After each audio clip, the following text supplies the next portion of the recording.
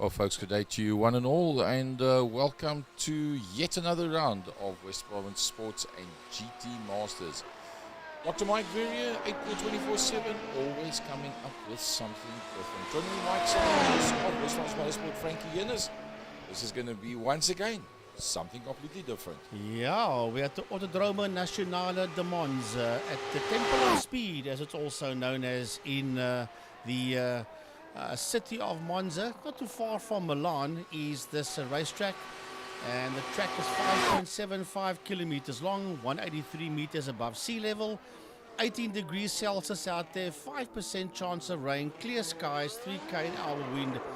Track temperature is 33 degrees as we begin with the qualifying session. All of the drivers out there in the Mercedes-Benz AMG F1 cars W12. Well, it's going to be something completely different if we have a look at the times that have been put up so far. Let's have a look at that.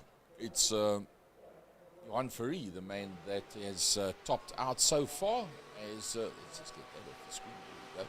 So Johan Ferry, the fastest man out there so far, 1 minute 19.233. Second man, look at that. Just a 10th quicker, Mr. Luke Lucchesi. Yeah, Luke Lucchesi, 10th quicker, slower than Johan Ferry. Graham Stephen, wow, nearly 2 tenths slower than Johan at this point in time. As a matter of fact, the first 8 cars are just under a second from Johan Ferry all the way down to Captain Peter van der Spey in car number 12. There is Francois Hubert, was making his way around, and then that almost Jordan, B&H Jordan color scheme there of Peter Hubert in the 777 car. That is in that 5th position, 4 tenths of a second off Johan Ferry, and then we look here at Gerald Ferry in the 7 outfit, and he's in P6, 5 tenths of a second off the provisional pole sitter Johan Ferry. Peter van der Spey, he brings it to a halt. He's completed his 2 laps, and Willem Botha, the man himself, inside of a second. Everybody else, you can see, once they've done their 2 laps, got into pit lane, we're almost 8 minutes in. All the track that he can possibly find there. Let's see if he can get himself up higher than the 4th row of the grid. That's where he finds himself at the moment. And looks like that is where he's going to stay for now. I think that's probably his 2nd lap already. So Willem Botha going to go probably provisionally on the 4th row. Still out there is a couple of guys that have gone into the pit lane already. Look at Luke Lucchesi, 2 thousandths of a second slower than Johan. Awesome stuff. Most everybody has in fact tied into the pits already. We have a total of 17 entries. Herman Lazarus still yet to put a timer, and then also as well that has not happened to be able to set a time up yet. So as we stay with Willem, he's one of the very last people that is out there on circuit. So he's going for a last flyer as well. There's Gerald Ferry and Leonardo Beccari entering the last sector, as he should pretty much make it in time to be able to put up a complete lap. No, he's just working his way around. He says, that's about as fast as I'm going to go. Ain't going to get no better than that.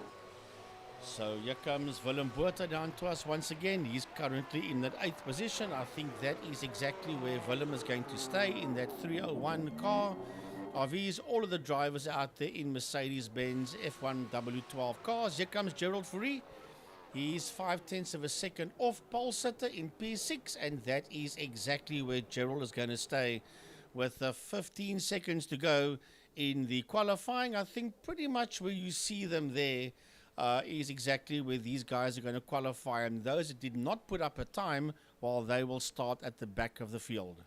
Well, Frankie, pretty much a iconic circuit. Anybody that doesn't know the name Monza obviously played bowls or chess or debating society through the years, because Monza is an utterly iconic circuit.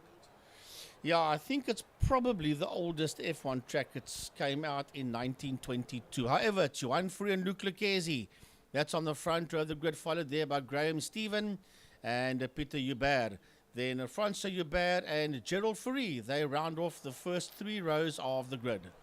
Well, I tell you what, that's going to be a very quick front 3 rows, and let's just hope that they all get through the first corner. Peter van der Spy from Willem Botha, Ian Riddle and Mike Verrier rounding out the top 10.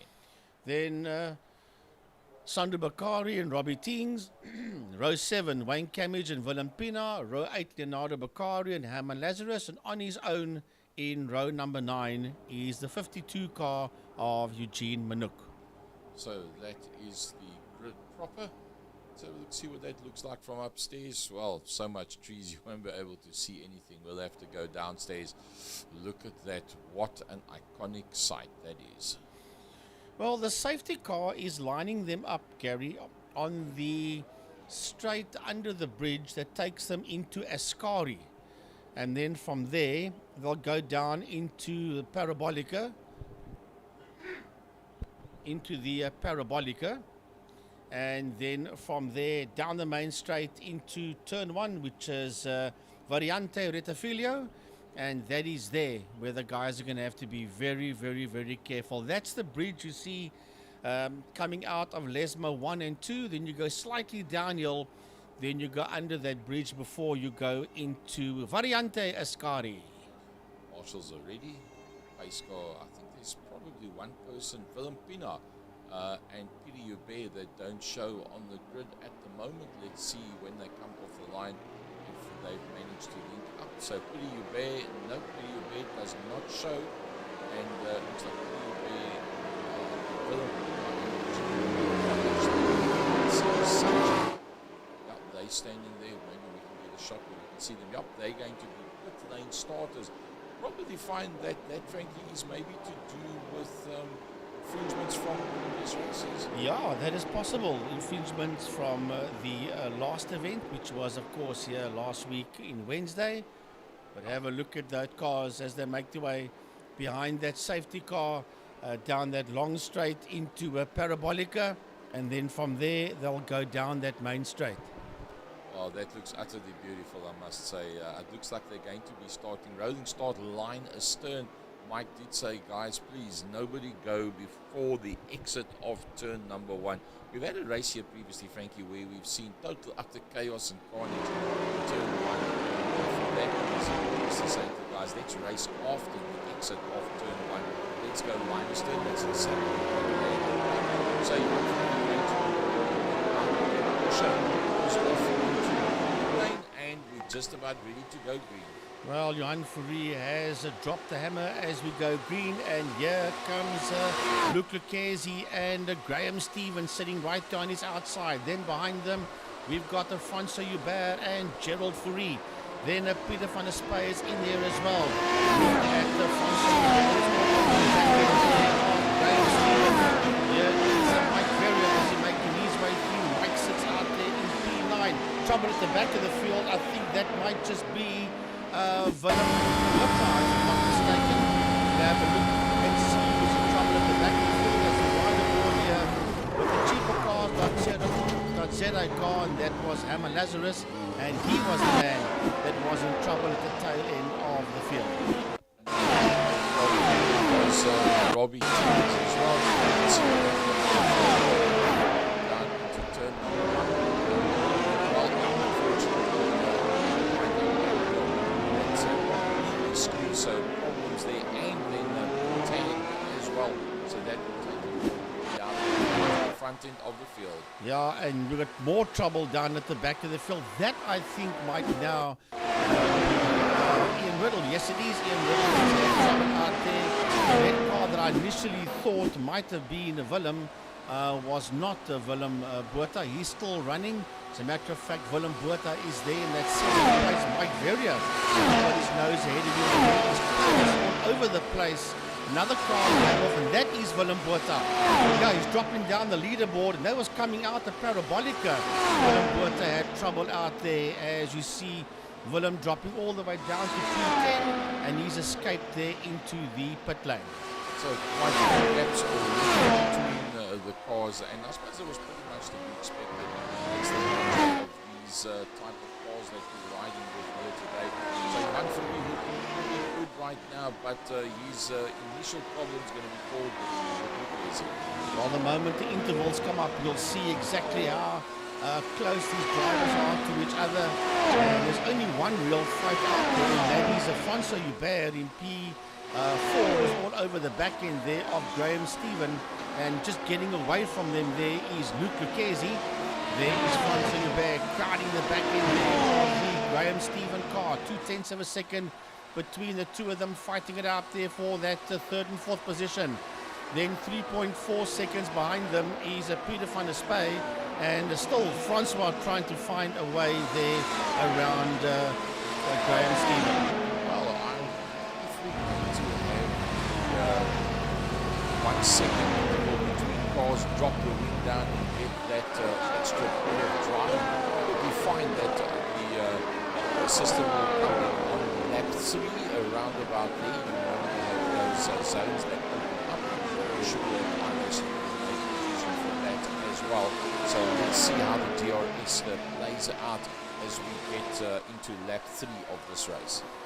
Well, we'll have a look and see exactly where the DRS zones are. Normally it's on the front straight, and then it's coming out of Ascari down into Parabolica. That's normally the two zones that they have DRS here at Monza.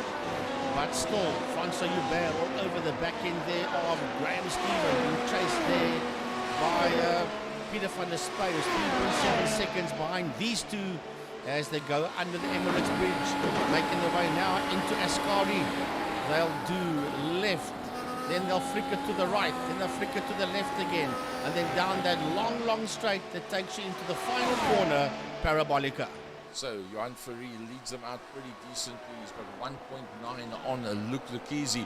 Will he be able to increase on that? Well, I don't know. The two of them are on very similar lap times. In fact, let's see what is the last lap times for these guys.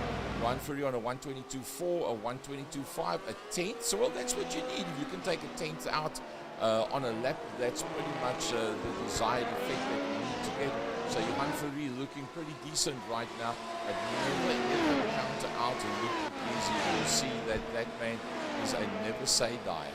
Well, I just saw something there, Gary. Johan Verrier is on the yellow banded tyre, and Luke is on the red tyre. So Luke Lucchesi is on the softer of the two compounds at this point in time. There you see that the red band on that tyre, and Verrier is on the medium compound. They're going to both put a lap there on Willem Pina. So it's going to be interesting to see. Luke Lucchesi now will put a lap there on Willem Botha as well. Verrier has already gone past Willem Botha. But yeah, the man from Pantera Racing in car number 17, sitting in that second position, Luke Lucchesi, is on the soft tyre and Verrier is on the medium compound. Let's go just a little bit further back. That battle with Francois Hubert with Graham Stephen right in there behind him.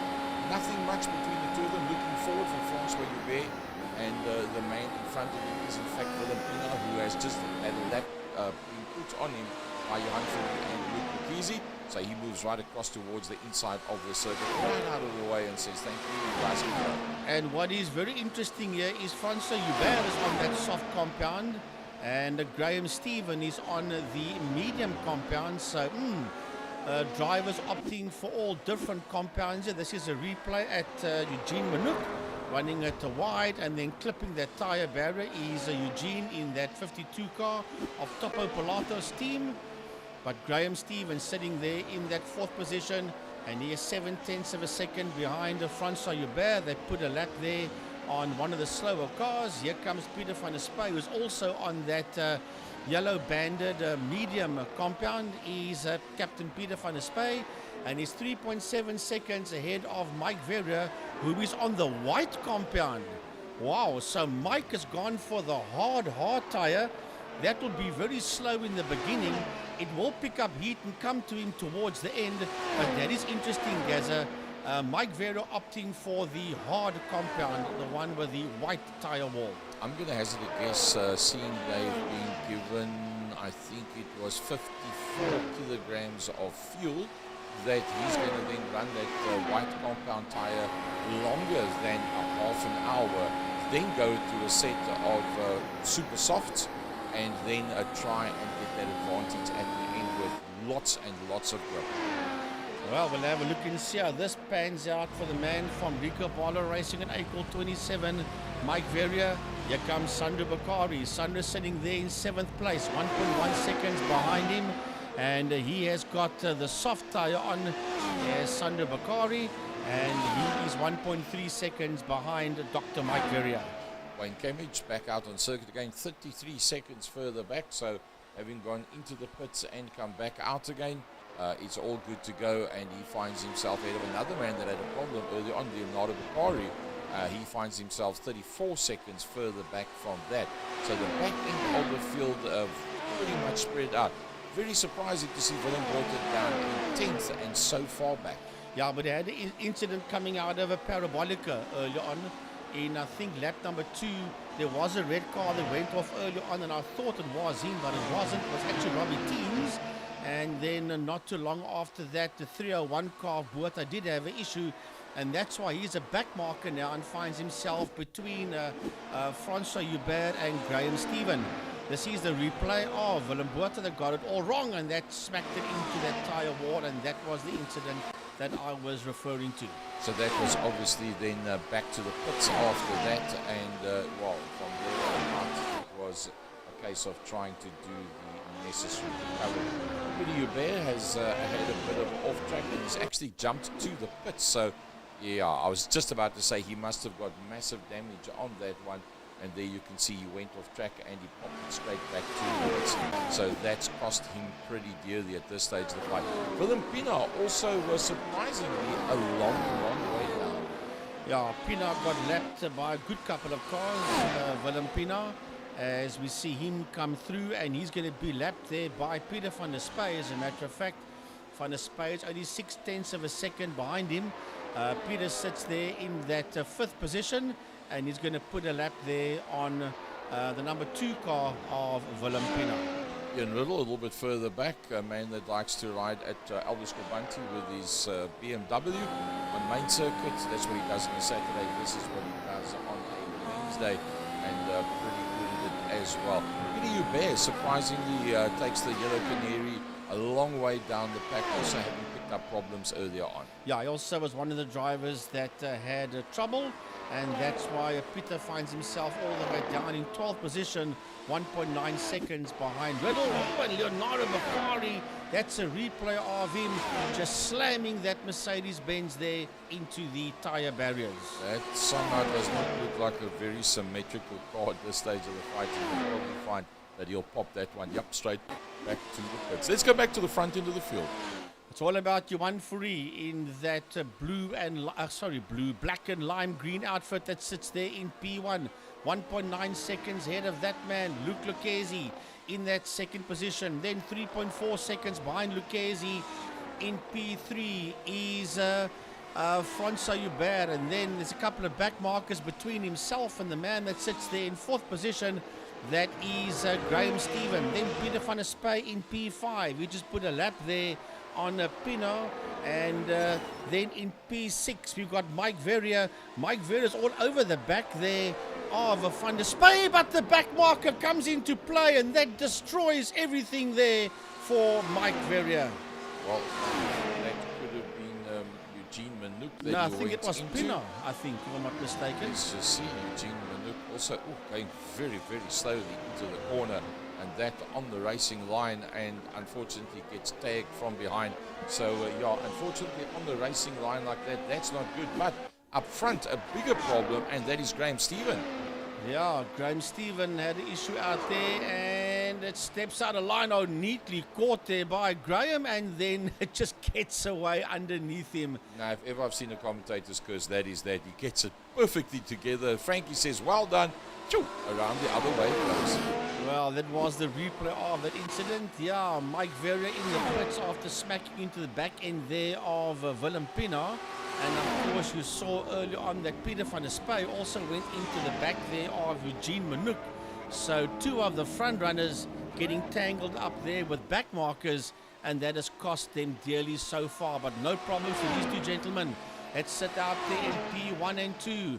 It is Johan Fourie and Luc Lucchesi, and they are separated by 2 seconds. as they make their way into Ascari. Through Ascari they go now. They flick it left, they flick it right, and they just chuck these things around. Here comes Francois Hubert down that long straight. They will all go now towards Parabolica. And Francois Hubert not too far behind Luke Lucchesi, 3.2 seconds. There we ride with Francois Hubert is making his way now out of Parabolica. Out that final corner, Francois Hubert, you see that soft compound, that tyre with a red band on. That is the soft compound. Remember that all of these drivers could start on whichever compound they wanted to start on. And obviously, Francois Hubert in an F1 W12 Mercedes-Benz has opted for the soft compound. The leading man that's done a pit stop is Peter van der Spey, but the whole thing goes about on what lap did he actually go in. And Peter van der Spey was on lap number 8. We're on lap number 10. We're 12 minutes in, Frankie. Now the question bodes, does he have to then go in again? I would tend to think so. I think so, because remember, he was in an issue on track with Eugene Manouk and he had to escape into the pits, and that's the reason why he was in the pits. Will he have to go back in again? Well, that I don't know. That we're going to have to see. This is a replay here of Willem Botha just gingerly trying to not get it wrong, and then it caught itself out. Its tail was wagging heavily there all over the place. Is that what you refer to as gingerly applying full throttle at the wrong time? That's called the tail wagging the dog, not the dog wagging the tail. But he tried hard to keep it under control there. Definitely gave it his best. Well, if you think about it, all of those people that have gone in for pit stops, only the top 5 that haven't gone in, we're only 13 minutes into the hour. So I think a lot of people are destined for a double stop. I don't see it getting much better than that. Sandro Bakari is in a pretty decent position in the top 5. Well, he's kept it together, and everything else around him has fallen apart. These guys are trying to drive these things like he would drive sports and GT cars, and it's not going to work for you. This is a Formula One car, and it's, you've got open wheels. If you clip anything with open wheels, you're going to break these things off. Like and, that. and that's him overdoing, I think, Retafilio, if I'm not mistaken. Yes, it is. Denai's making his way through Curva Grande. So that was there in Retafilio that Sandro Bakari got it all wrong. So it looks like into the pit lane goes Graham Stephen. Yep, he's into the pit lane and on his way out as well. So that's his first stop. And that being on lap number 11, almost a quarter of the way into the race. And I think that's a pretty decent one for him. Robbie Teams coming up behind him as he works his way out back onto the circuit. Fortunately, not a good day for Eugene Manouk as he finds himself in another accident. Yeah, Eugene Manouk working his way around, and it's going to step out on him. Yeah, you could see it happening. He came into that corner way too hot, and it just stepped out and got away there from Eugene Manouk. Peter Hubert is in fact in the pit lane as well, but we will pick up. Oh, Lucas Easy into the pit lane. And that's going to be interesting because now you have a situation where he's the first of the top 5 to come into the pits. Yeah, here he comes and he'll stop in his box. I like the way this game lets you go right through. There's a car there without a nose wing on, and that is definitely, I think that's Peter Hubert, Gary. You'll see that yellow car standing in there, and that whole nose cone is going to have to be replaced on that motor car.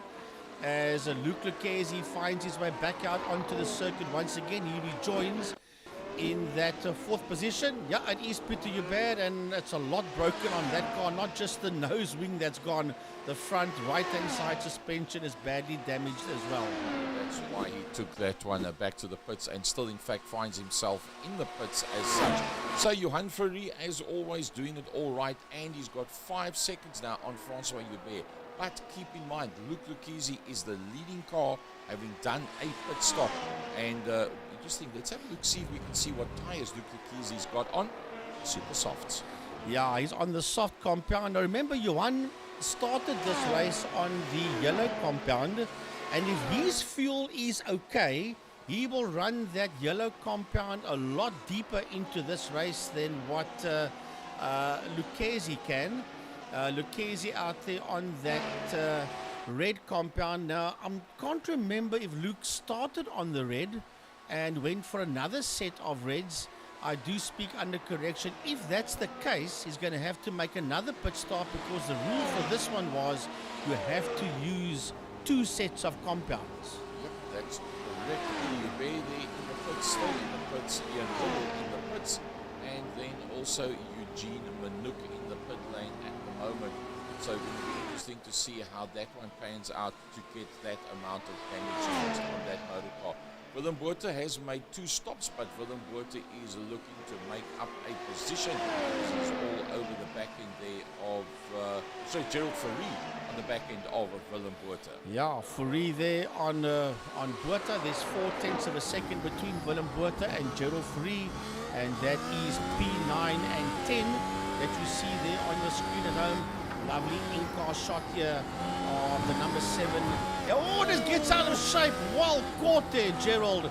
That is brilliant reflexes there by Gerald Fourie to hang on to that one somehow as they race under the bridge towards Ascari. Well, that one, frankly, was within a half a second. The clouds dropped in outside of a second, 1.3. Gerald Fourie has actually, the father of Leighton Fourie, has proved to be very, very good at iRacing, and definitely a man to be watched when it comes towards the end of the race and for a top 5 position. Yeah, I think what we might have seen earlier on there was Botha getting his nose ahead of Fourie, because that gap between Botha and Fourie was yellow.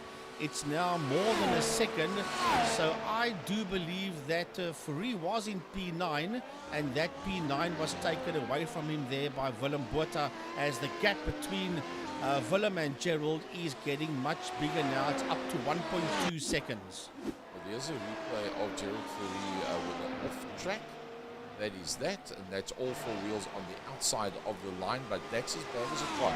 So it didn't cost him that much whatsoever. Keep in mind, this man leading out, Johan Fourie, has not yet made a pit stop. No, Johan must still pit, so must Francois Joubert, and so must Sandro Bakari. The 3 of them still need to make their way into the pits.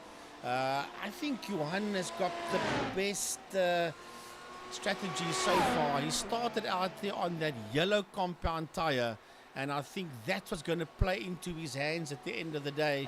Yes, Sandro Bakari in that 3rd place, and not too far behind him. 7.3 seconds is Luke Lucchesi. It's a pretty big-ish gap between Bakari and the man you see on your screen there now for Pantera Racing in P4, namely Luke Lucchesi. Here's a replay at Wayne Camage, and it's going to probably just step out on him with a tail flick around. Yeah, hard on the gas. Too soon on the gas, I should say, and it steps out of line. I actually think that is a first gear that you got there. Let's have a look at that one from inside.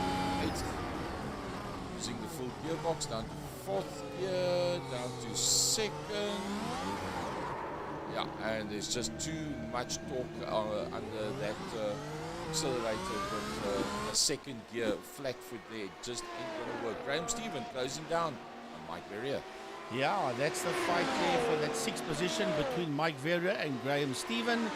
And Graham now only 2/10 of a second. I think it's only a matter of time. Mike putting some serious dirt there onto the racetrack, climbing all over those curbs. You've got to be careful. You've got the normal curb and you've got the sausage curbs that's just there on the inside.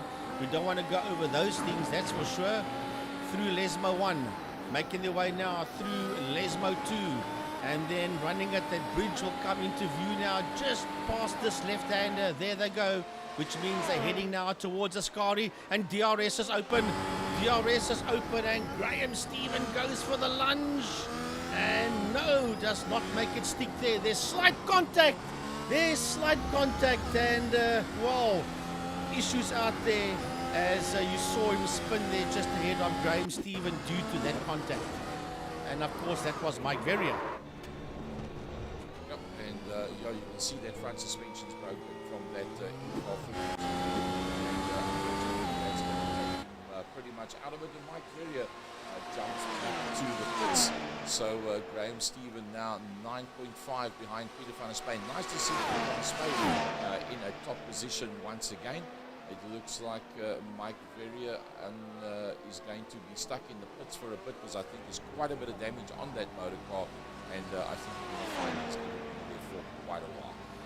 Yeah, it's going to take a while to get all that damage sorted out. We go back to the man that sits out there in P1, 6.5 seconds ahead there of Francois Hubert in that second place. He's got Ian Riddle and Wayne Camage ahead of him.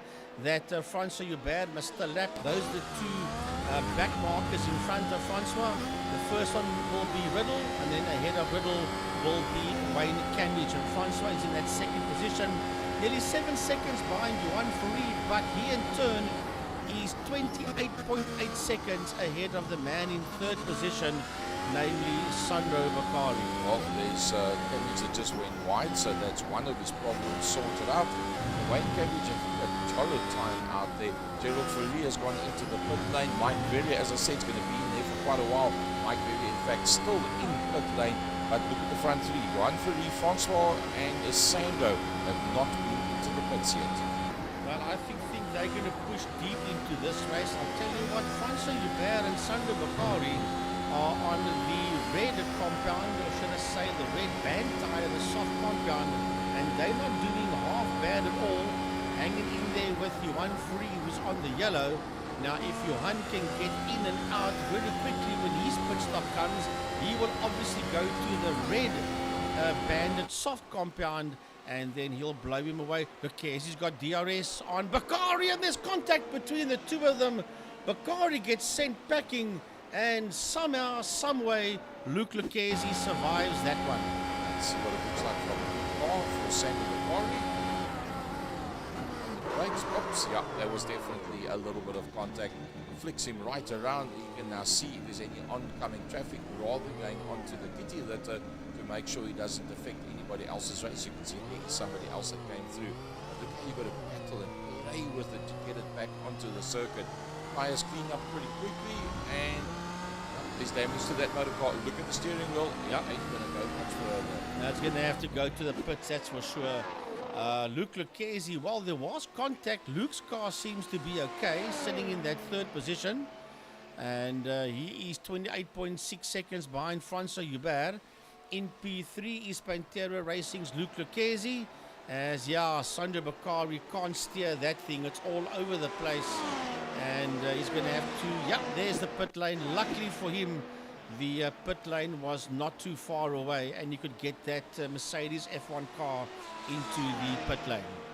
Doesn't look too skewed from the front, but yeah, you can see it just does not want to work whatsoever. Luckily not far, as you said, from the pit entrance, and he'll work his way into that pit entrance. How that car's cramping very, very badly. So it looks like rear suspension damage on that car. So Sandro Bakari into the pits, but let's go. There Sandro's on his way out already. Mike Verrier closing onto the back end of Robbie Teams. Yeah, Robbie Teams in P9, Mike Verrier there in P10, and then the two of them busy making their way through. Peter Hubert is behind them, but he's a lap down, is Peter Hubert in that 11th position, as Mike Verrier only 6/10 of a second between himself and Robbie Teams, as they work their way through Ascari, and now onto that long gear straight that'll take them into Parabolica. Down that straight they go into Parabolica. That's a right-hander that will lead them back onto the home straight once again. Look at Mike Verrier almost touching the dirt there with that front right tire. Remember that he is on the hard compound tire, is Mike Verrier for Rico Barlow Racing and 8-Call 24/7.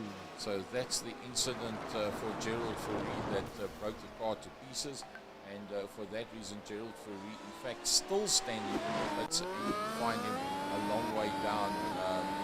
He's in fact down in the 13th position as we ride aboard with Mike Verrier just a half a second behind Robbie Teams, who's doing a pretty decent job. 26 minutes down.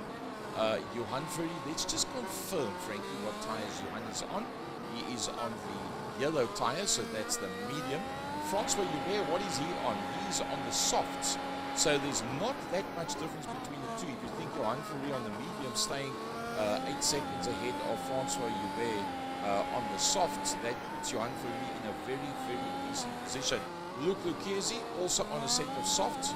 Though he's using those softs quite hard as he goes a bit of tail end happy as he came out of turn number 1. And Luc Lucchesi finds himself 27 seconds off. What is the duration of a pit stop? That is the question. And it looks like a lot of people standing time there, just 4 seconds. But you can see Mike, Robbie, Peter, all of them having spent 2 minutes and more in the pits. So the question now is, if Johan Fourie and Francois Hubert go in, Luc Lucchesi 26 seconds further back, I don't think he's going to leapfrog them in a pit stop. Well, I think Johan is pretty safe. Remember, Johan is don't climb over those sausage curbs. They are there for a reason, and they're even standing in the opposite direction. That'll just cause a lot of damage to that car as Luc Lucchesi makes his way down into the Parabolica, into the Curvo Parabolica. That's the final corner here at the Temple of Speed at Monza, as he makes his way across the start-finish line to start another race. Yeah, it's got another lap, I should say. It's going to be very interesting to see what happens when he does make his way into the pits, as well as Francois Hubert and Johan Fourie.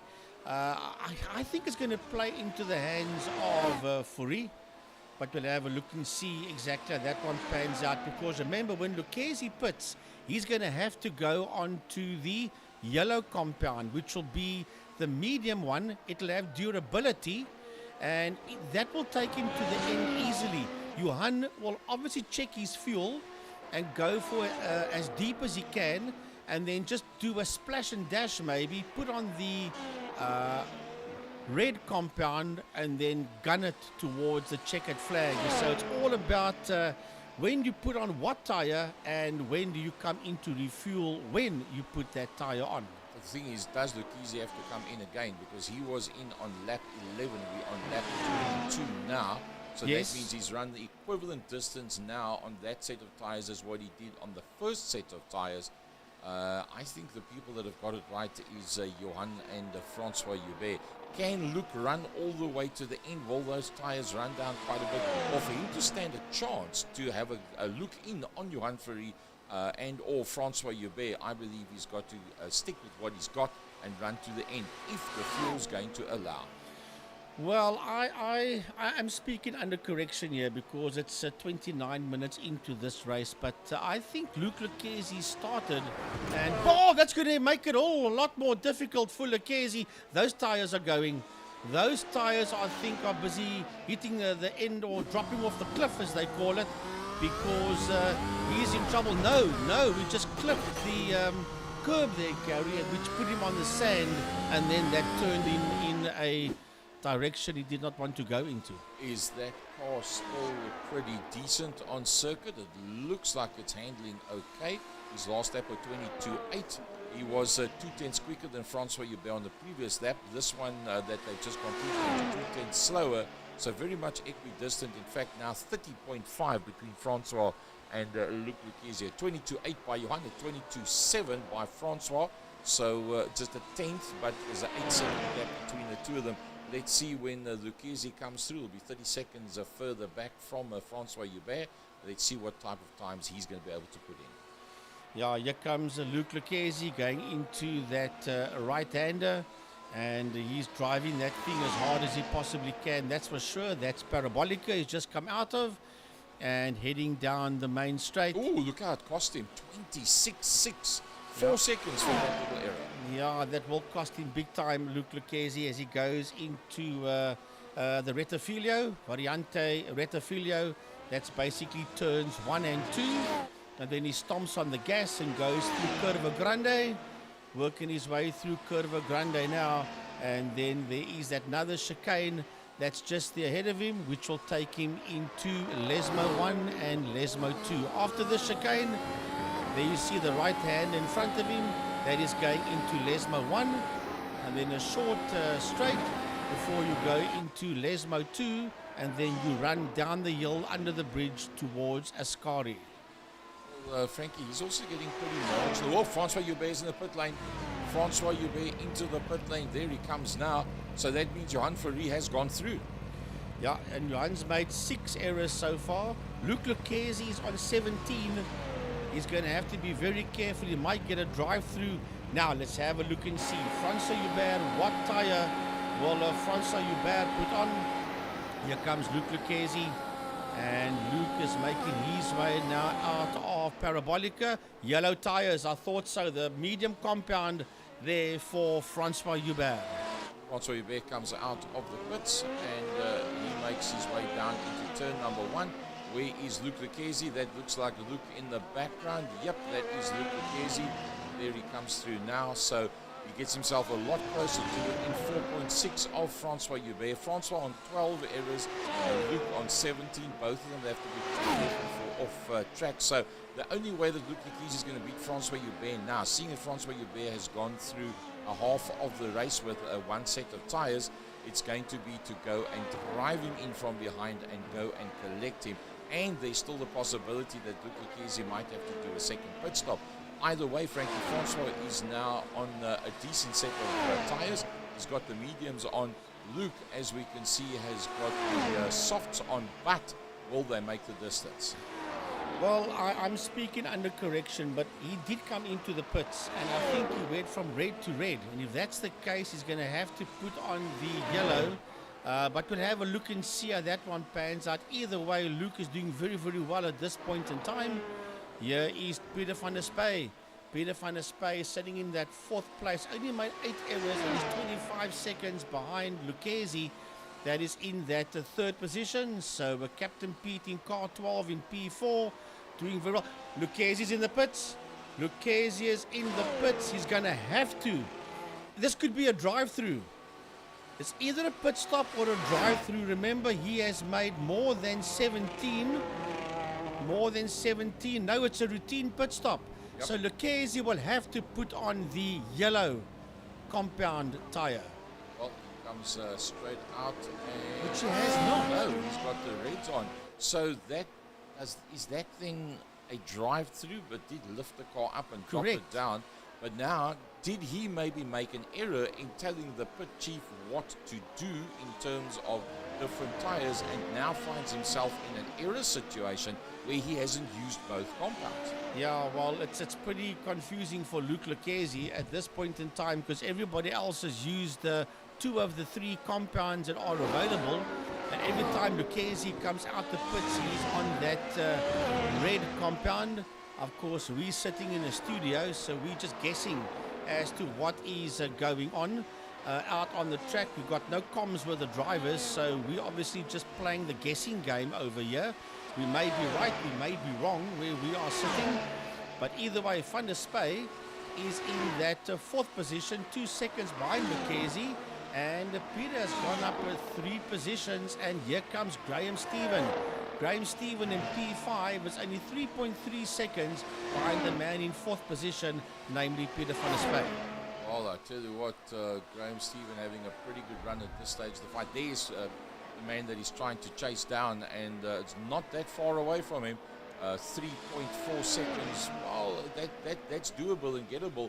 Let's look at what their last lap times were as they come through. Graham Stephen on a 1:24.1 and a 1:24.2, catching Peter van der Spey. And a personal best of a 1:22 dead there for 2nd place man Francois Joubert, as well as for the man in P10, Sandro Bacardi, a PB of a 1:22.9 for Sandro Bacardi in that 10th position. Into the pit lane goes Peter Joubert, and then on his way, Eugene Newton standing there. Peter Joubert on his way in, so that's the red tyres that's on. Let's just see how it pit stop goes here. Oh, that's very good. Up and down. That's where we saw those 4-second stops, and still the red that's on there. Maybe you go, oopsie, don't go across the pit lane line. That can cost you. Maybe, Frankie, the amount of fuel is becoming an issue for the guys as we're 36 minutes into the hour. Yeah, yeah, they come down towards us. Peter Hubert is back out on circuit again. He's there in that 12th position, and he's 7.5 seconds behind the man in P11, which is Ian Riddle. Right now, the gaps are very, very big between each and every single driver. I think the closest is between Lucchese and Stephen, which is 7.4 seconds. Otherwise, there is massive, massive gaps between each and every single driver out on circuit. At this point in time, Lucchese just pumped in a personal best there as we watch our race leader, Johan Fourie, come out the Parabolica. Man, he's nearly 34 seconds ahead of Francois Hubert.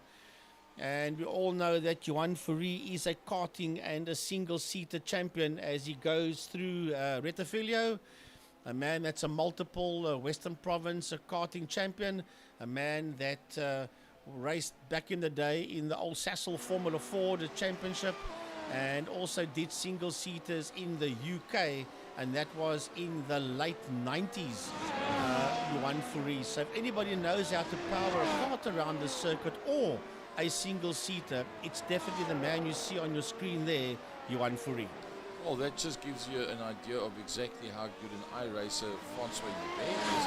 Looking at the pedigree of Johan Fourie and finding himself beating out on everybody else except for Johan right now. So that is Francois, the Just Race outfit in the 304 Merc, sitting there in that second position. He's gone up 3 positions since this one started. He's going to catch Ian Riddle. That's the next man that he is going to lap. Look at that personal best there, 121.4 for Lucchese. That's there in that 3rd position, but there's still a massive, massive gap between himself and Francois Hubert. There's 28 seconds between himself and Hubert that you see there in that 2nd position. Well, that's what you see now in the green. That is fastest laps in the race for everybody. So a 21.4 as opposed to a 22.1 of Johan Fourie. That means Luc Lucchese is on the move. But 28-second gap to Francois Hubert. I don't see that he's going to be able to make that one up. Let's have a look at the last lap times. And, well, there's pretty much 6/10 of a second, but there's not enough laps in it.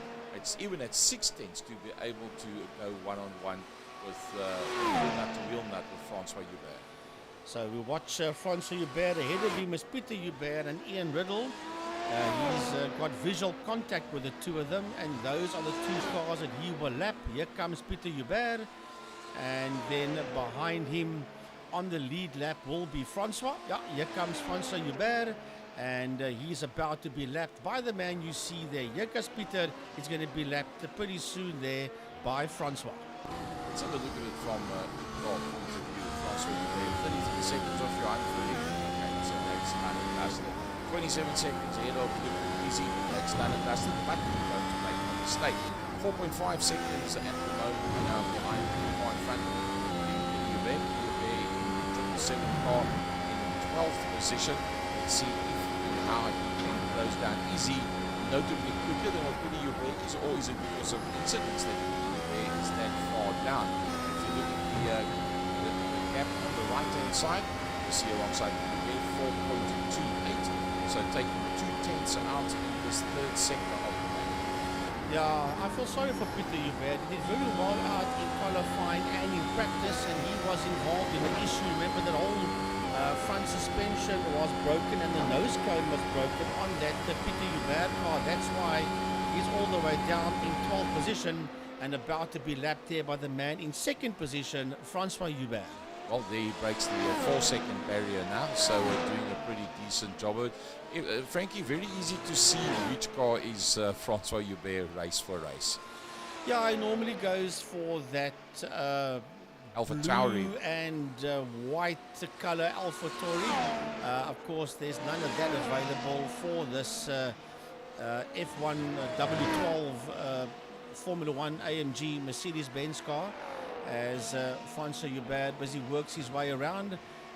32 seconds behind Johan Fourie, but Francois is closing up there on Peter. To the man in 3rd position, Luc Lucchese. He's going to catch Sandro Beccari. He's still got 9.2 seconds between himself and Sandro Beccari. That's in that 10th position. He's only 12 seconds ahead of Graham Stephen, and he's 27 seconds behind Francois. This is a replay here of Willem Boertop on the grass, on the dirt, and then bringing that Formula 1 car back onto the circuit again under the bridge towards Ascari. Once again coming out of turn number 1, that second gear, too much power for everybody as they come out into the first straight after that right-left chicane, and everybody just somehow battles to feather the accelerator at that point to be able to get the power down. So Mike Verrier, like many others, are making that error there. Luke Lucchese looking pretty decent right now, but not that far back.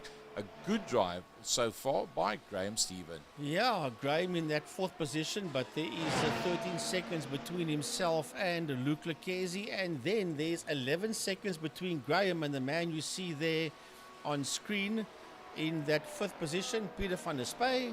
And Van der Spey has just been gobbled up there by Johan Fourie. So Fourie has lapped Van der Spey. You can see there's Fourie jogging down the circuit saying, come on, Cap, come with me. I'll show you the way to the checkered flag, buddy. So Fourie just running away with this one as he has put a lap there on Captain Pete. Willem Botha 44 seconds further back. And he's got a bit of close attendance in there behind him in terms of Wayne Camage. That's for 6th and 7th position out on circuit. Then a minute further back is Robbie Teens, but Robbie Teens has got a visitor, and it's called Mike Verrier. Yeah, there's only 5/10 of a second between them, and the last lap, Mike was quicker around the circuit than what Robbie was. That was the previous lap, so the Doc sitting there in 9th position. And he's only 4/10 of a second between the man in P8, Robbie Teens. Remember that Robbie also had trouble out there in lap number 1. And I got him confused with, or should I say, I got Willem Botha confused with Robbie. I thought that it was Willem, but it was actually Robbie out there in car number 15. So he's also had to fight his way back as Robbie Teens from nowhere and manages to stay on the lead lap in P8. But how long will he hold on to that P8? Because only 6/10 of a second behind him in P9 is Mike Verrier. Nope, not that far behind him whatsoever, and Mike's having a pretty good go at it at this stage of the fight. I think he fancies an opportunity to go up there, one up on Robbie Teens. Can he go further forward than that? Pretty unlikely. 44 minutes into the hour. This is the main opportunity for him to make up that extra position. Well, here comes the Doc making his way around the Parabolica. And now down the main straight. Will that DRS open? Let's have a look. See, this is normally a DRS. Yeah, there it opens. The DRS opens, and surely the Doc is going to make a move there going into Retafilio. They're side by side into Retafilio. Ooh, they must be careful they don't do a Max and a Lewis there going into Retafilio. One of the most well-known corners in the F1 series for all. Every time they go start a race there once in every F1 season. And everybody piles down into that corner, and you know you've got 15 cameras around the circuit. 14 of those 15 is all on that corner, because that is where the action's going to be. A good drive by him, Dr. Mike Verrier, and just ahead there of Robbie Teens. Now the gap is getting bigger now between Mike Verrier and Robbie Teens. It's up to 1.5 seconds at this point in time. There comes Robbie Teens, and Robbie Teens is 23 seconds ahead there of Sandro Bakari, and Lucchese, Fourie's in the pits. Johan Fourie's in the pits. I must say we want to welcome Emil Brandt here of a Tiny Spit Box. He's joined us in the studio, and Tiny was bouncing up and down, waving, showing us that Johan is in the pits. So Gary, he will probably come out there on that red compound tire. He has to come out. Yes. Looks like it. Yep, yes. It's going to be the red compound, and that is Johan Fourie coming back out on circuit. Francois Joubert, you see him closing up, because Francois was very much on flat foot pace coming up the main. Johan coming out of the pits at that point. There's Johan Fourie there. A lot of understeer there, Francois Joubert. So now as it evens out, 6.6 seconds. Almost said 666, but we don't have to refer to that. Between the two of them right now, Luke Lucchese from 30 seconds down to 24. So closing all the time, yes, quick enough? No. Well, now watch the moment that Johan's got enough heat in those boots of his. He will set this racetrack alight and he will get away, theoretically get away from Francois Hubert, and he should put in some blistering times here. Remember that he's got the soft compound on, and if he has refueled, he would not fill that thing fat. It only put in enough fuel to get into the checkered flag, which means that there's a possibility we could see a lot of personal bests here by Johan Fourie. So Johan Fourie in and out of the pits. Let's have a look at those pit stops. In fact, let's have a look at the pit laps, and that will give us a pretty good indication. So the man that ran the longest of everybody was in fact Johan Fourie. He made that one work. And 33 laps as opposed to the 23 of Francois and the 24 of Luc Lucchesi. And it's definitely played into his hand. A sterling night's racing by Johan Fourie once again on top of his game. Yeah, well, when it goes well for Johan, he's unbeatable, that's for sure. As I said, he's a master at single-seaters. He's a master at racing any damn thing on four wheels. He won the Westbank V8 supercars once upon a time. He was a South Africa SASCAR champion, and you just name it. So when it goes right for Johan, he's pretty much uncatchable. And in this one, Gary, he has done it perfectly. But we don't want to give the commentators curse. Yeah, so far, so good, and let's leave it at that. It's gone very well for him so far. So just having a look at that, Class A licenses, Johan Fourie, Francois Hubert, Graham Stephen, Mike Robbie, Sandro, Uda, and Willem Botha. On the Class B licenses, Luc Lucchesi, surprisingly, on Class B, Wayne Camage, Ian Riddle. And then Class C, as he hasn't been racing for that long, is Gerald Fourie. And, well, look at the rating for Luc Lucchesi, 4.0. It's the highest rating, safety rating of everybody out there, which is utterly brilliant. And Johan Fourie doing a pretty decent lap time of 121.127 with a safety rating of 3.2 as opposed to the 3.0 of Francois in second behind him. So I'm watching Johan Fourie there. He's got 12 and a half seconds before he catches the man that's in fifth position, namely Peter van der Spey. And with those soft compounds, he can do it. And as I say that Formula One car squirming underneath Francois Hubert there. So Francois 8.6 seconds behind Johan Fourie. He's really driving that thing as hard as he can, but that gap between Johan and Francois will grow as Willem Botha. This is a replay of Willem Botha getting it all wrong and smashing that right-hand side suspension and wishbones to pieces. No, that's going to take a while to fix that one. So Johan Fourie from Francois Hubert and, well, the two of them as teammates together was the strongest, Francois Hubert and Luc Lucchesi was the strongest combination in the Masters in the last 6 hours that we had. In a week or two from now, we'll have another 6-hour race that's going to be coming up. And you'll probably find that Francois Hubert and Luc Lucchesi will team up together for that one. As Francois Hubert goes past Mike Verrier, and Mike says, don't worry, you can go through, I'm not going to affect your race. Oh, look at that. Johan Fourie getting bored by himself up front and says, let's go for a max fastest lap. Well, that's what I said earlier on. I said personal bests. Well, it is a PB and the fastest 1 minute 20. He's got just enough fuel in that car to get into the checkered flag. He's got the soft compounds on. And as I said, Fourie will set that racetrack alight. Now, Luc Lucchesi making a third pit stop. Surely, Gary, this has to be the medium compound tire. No, he's still on the softs. Well, maybe you've got to use two different compounds. So he's used the soft, he's used the medium, so maybe he's gone back to a set of softs. But he's standing for a long time. Is that not maybe, well, it can't be a stop-go penalty because he's just standing there in the pits, waiting. And this is going to cost him bad. He's already down in that 10th position, and there's no way to recover from that, not with 9 minutes to go. Yeah, well, I think that's game, set, and match basically for Luc Lucchesi. He's been in there for over a minute at this point in time. It's going on to 70 seconds. It's going to probably end up being a minute and a half pretty soon that he's been standing dead still there in that pit lane.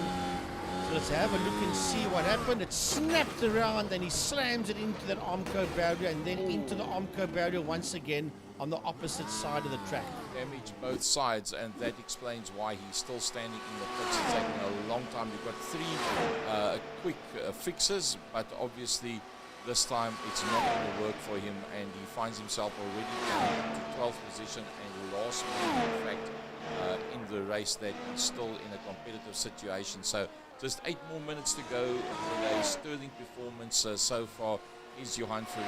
11 seconds further back is Francois Joubert. Now with Luke Lekese out of it, Graham Stephen pops up into a top 3. Yeah, he's done it all right. He just did the silent assassin thing over there, did a Graham Stephen, and just kept on going. He is nearly 47 seconds behind Francois Joubert, is Graham Stephen. But he's okay because he's 20 seconds ahead of Captain Peter van der Spey in the top 5 in P4.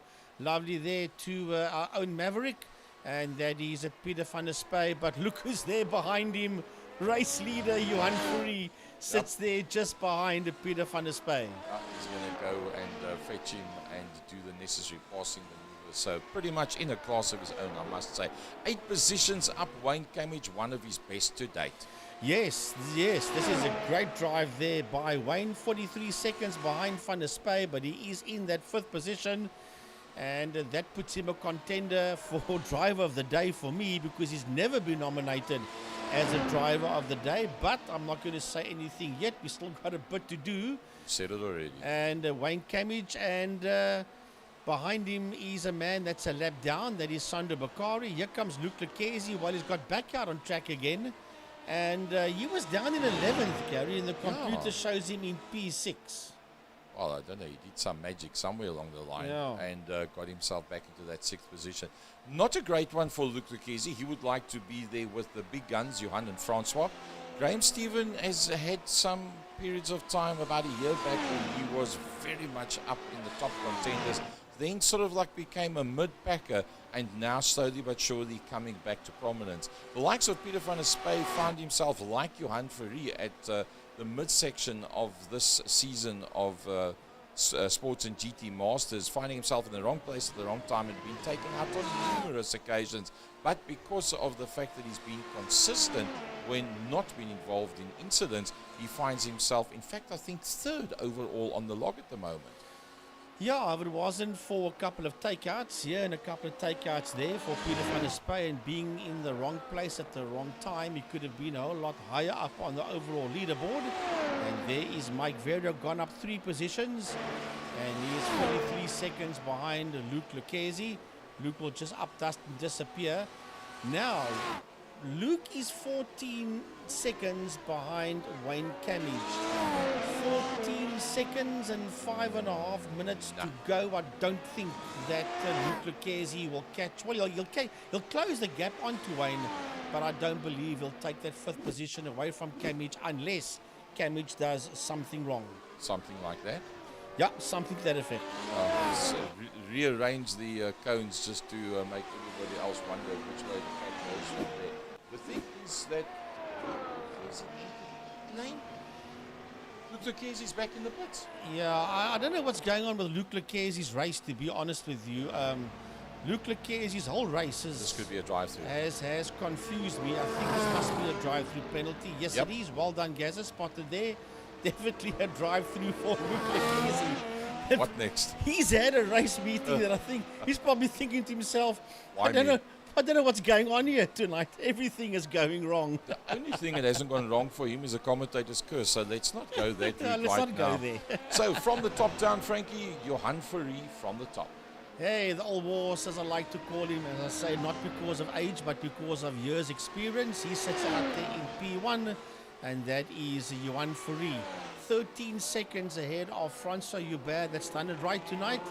That's there in that 2nd position, but 51 seconds ahead of the man in 3rd position, namely Graham Stephen, that just silently worked his way up into that 3rd place. He is 21 seconds ahead of the man in P4, Peter van der Spey. Well done, Captain Pete, who is 42 seconds ahead of the man in 5th position, namely Wayne Camage, who is my nominee for driver of the day. We'll ask Gary who his nominee is a bit later on. Let's first see if he gets through there without the commentator's curse. That's the 2nd year power slide session.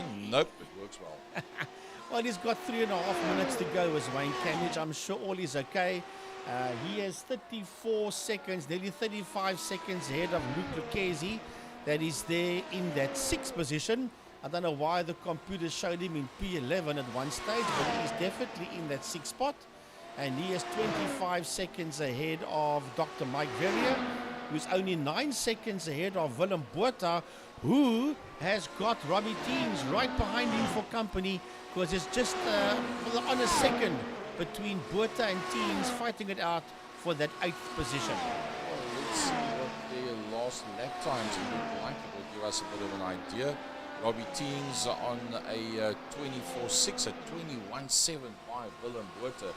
So, wow, a big difference between the two of them. And, well, Robbie Teams still inside of the top 10. Sandra Bukari was very high up earlier on, but after the necessary pit stops and off, well, unfortunately, that dropped him a little bit down. Yeah, so here comes Sandra Bukari that we spoke about. He's there in that 10th position. And he finds himself in P10. He's going to unlap himself there from Wayne Camage.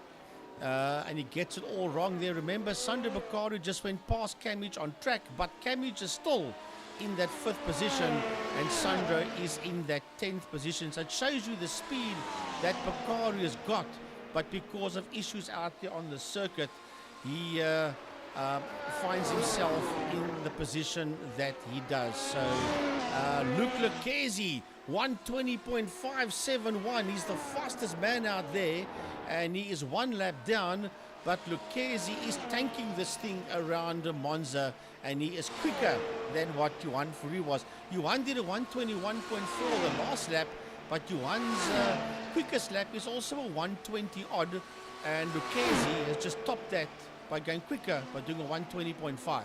120.8, yes. 8 and 120.5. Super duper. If only he didn't have those off tracks every now and again, it would be a completely different game for him. But let's honour the man up front, Johan Fourie. He got the spray job done, but couldn't get the stickers done in time. So it would have been the necessary monster livery on that motor car. That's his favourite. I had a chat with Janelle de Villiers today, and I actually realised that Janelle de Villiers has got a full-on Red Bull sponsorship as a whole. And we're going to chat with Janelle de Villiers and Sarah van der Merwe tomorrow night at a Louder Cars. We'll tell a bit more about that just now. So 43 laps down, 59 minutes that has gone, and I do believe that this man's going to have to do one more lap. Yeah, one more lap. Out of parabolic he comes. As he starts his last lap, it takes 1 minute and 20 for him to get around here. And he's got 59 seconds left on the clock. So this will be the final lap for Johan Fourie as he works his way out of Retafilio. Does Johan look at the marbles that's lying there on the side of the circuit as these things are shedding rubber heavily all over the place. You saw they're going through Retafilio, all the marbles lying there on the circuit as Johan Fourie works his way through Curva Grande and then into that second chicane, and then from there directly into Lesmo 1, and then through Lesmo 1 he goes, working his way, let's stay with Johan to the checkered flag, working his way out of Lesmo 2, and then a slight kink to the left. He'll drop down the hill under the bridge, and then when he comes out under the bridge he'll go into Ascari, and this will be the final time for Johan Fourie. Making his way through Ascari, then down onto that Longy straight, will be able to just move his hands on the steering wheel as he works his way towards the final corner at Monza, namely Parabolica. Working his way out of Parabolica, Gary, and this should be, yes it is, to see and meet and greet the checkered flag. We'll make sure that everybody notices that, not that the car's not handling, but that he's won the race. Brilliant drive, once again, art there by Johan Fourie. Yeah, Francois Hubert, 15 seconds behind him. Is he going to lap Peter van der Spey? No, he's not. Not if Peter can help it. No, and he will finish in that second position, will Francois Hubert, and then nearly a minute behind him in third position is Graham Stephen. A stunning drive there by Graham Stephen, and Graham Stephen is in that third position. heading down towards the checkered flag. Where is Graham now, trying to figure out where on the circuit Graham Stephen is? Let you know now where he is. He's going towards Ascari. Under the bridge he goes, and into Ascari goes Graham Stephen. It's a left, it's a right, and then it's another left, and then onto that main straight, that long straight I should say, which will take him into Parabolica. Around the corner he'll go, and he will see the checkered flag in P3. That's the number 3 with the green around it coming out over that corner for the last time. So towards the checkered flag comes Graham Stephen. He finishes there in that 3rd position. Peter van der Spy has taken the checkered flag already. Will you believe it or not when I tell you only the first 3 cars on the lead lap? Everybody else 1 lap or more down. Yep, let's have a look at that one. There you can see that is the laps between them. And wow, Johan Fourie, Francois Joubert, Graham Stephen, even the likes of Peter van der Spy, a lap down, 2 laps down for everybody else below that. And well, let's have a look at the final results. Well, only 11 cars making it to the checkered flag. A lot of them didn't make it towards the checkered flag. They all retired. So Johan Fourie, Francois Joubert and Graham Stephen, the only 3 cars on the lead lap. They're the 3 cars that are on the podium as well. Johan, Francois and Graham 1st, 2nd and 3rd. And then Peter van der Spy and Wayne Camage in 4th and 5th. Well done there to both Captain Pete and to Wayne. Look, Lucchese just outside of the top echelons, but I think that's because of the 4 pit stops, 3 of which I think was, well, 2 for tires, 1 I think for damage, and 1 for a drive-through. Then Mike Verrier, Robbie Team, Sandro Beccari, once again in the top 10. Willem Botha is 3 laps down, but in the top 10. Yeah, in 10th position. Then it is Peter Joubert that is there in that 11th position, and also 3 laps down. And if it wasn't for the accident that he had with the nose cone smashed to pieces and the front right-hand side suspension and wishbones broken, he could have ended higher up. Also 3 laps down in P12 in car number 11 is Ian Riddle, and they were the only, I think, 12 cars on the lead lap. Everybody else from Eugene Manouk down, I don't think they were classified as finishers, that's for sure. No, definitely not. Well, that wraps that one up. Thanks very much for joining us. West Brabant Sports and GT Masters. A lot of these guys will be down at Killarney International on Saturday with Extreme Festival going live from Killarney around about, I think the first race goes off about 10 to 10. We'll be doing live commentary from the circuit. But Frankie, first of all, tomorrow night going down to Louder Cars. Yes, the whole second gear production team, that's Gary and myself, and sadly FC Nivet couldn't make it, but Francois Butler will be joining us there as well, so the whole second gear team will be there.